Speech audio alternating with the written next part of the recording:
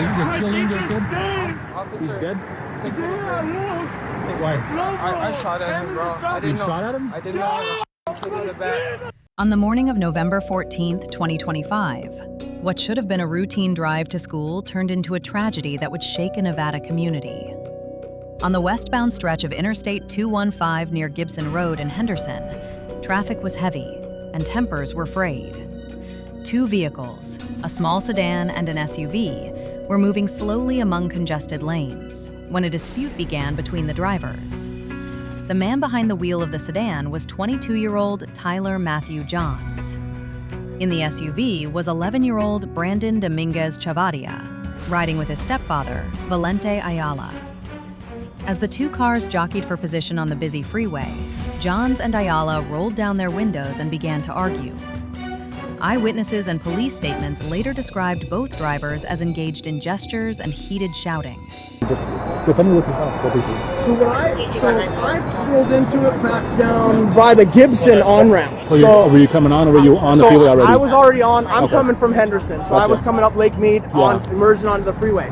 So as I'm getting on, at Gibson is where I started seeing these two guys in and out, into lanes, into emergency, like all, I mean, they were...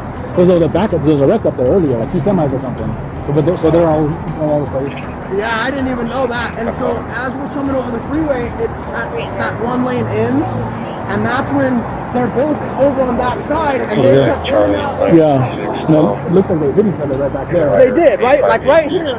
They ended up doing this shit back and forth all the way to here, and then he comes around in the emergency lane, and literally, because this kid's trying to keep going. Yeah. And so he ends up turning and just kind of smash. Yeah, because his right front looks like his left side and it spun him out like a pit. Correct. The dispute escalated quickly, from a moment of frustration in traffic to something far more dangerous. But yeah, I mean, I had no idea, no gunshot. I didn't know anything about any of that until literally the gunshot must have happened prior to, and that's why they're chasing. I would think that because they were really aggressive. Then, amid the heated words, Johns drew a handgun. With one shot fired through the rear of Ayala's SUV, 11-year-old Brandon Dominguez-Chavarria was killed.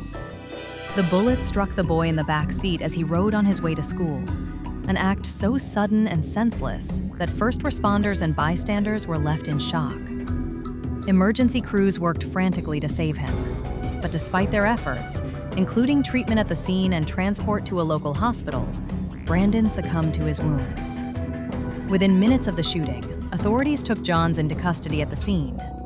Body camera footage later released by police showed him admitting to firing the shot, with the startling claim that he didn't know a child was in the vehicle at the time he pulled the trigger. You're killing your kid? Officer, he's dead? Why? I shot at him, bro. I didn't know. Shot at him? I didn't know I was kid in the back. He came up around the side, like on the merge. I shot at him, dude. I didn't even know he had a kid in the car. Train control. There's a kid shot in the back seat.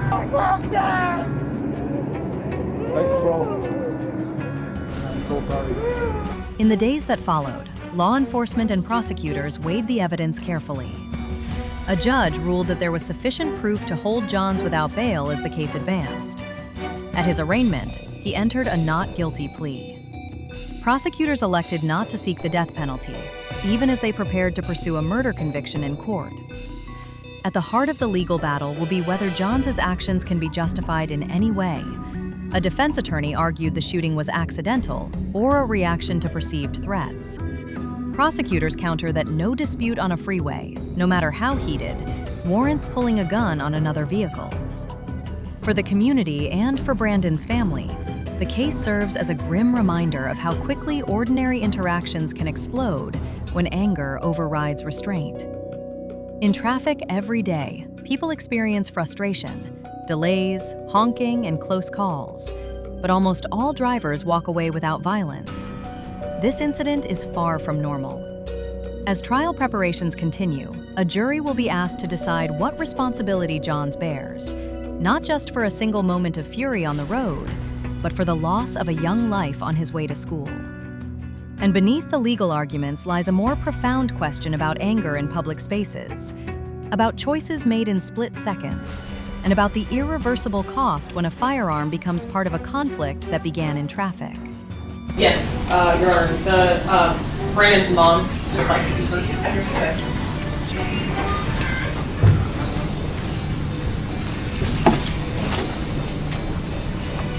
I don't believe this person needs to get a bail because regardless of whatever situation you've been on, there was no endangerment for you. There was no person, pointing a gun at you.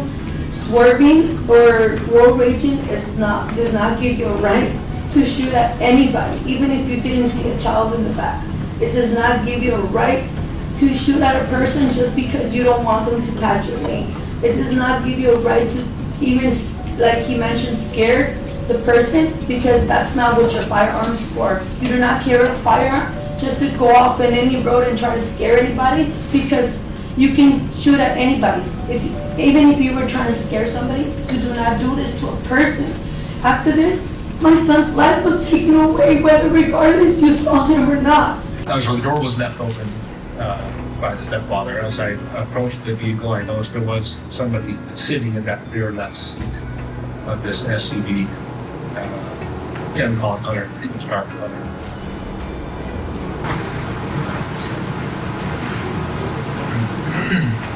Kind of not emotional at all, to get. I try not to think about things too much, stay professional. So my job is to be professional, not think about stuff when you're doing your job. But there's a difference. Got in control. There's a kid shot in the back seat.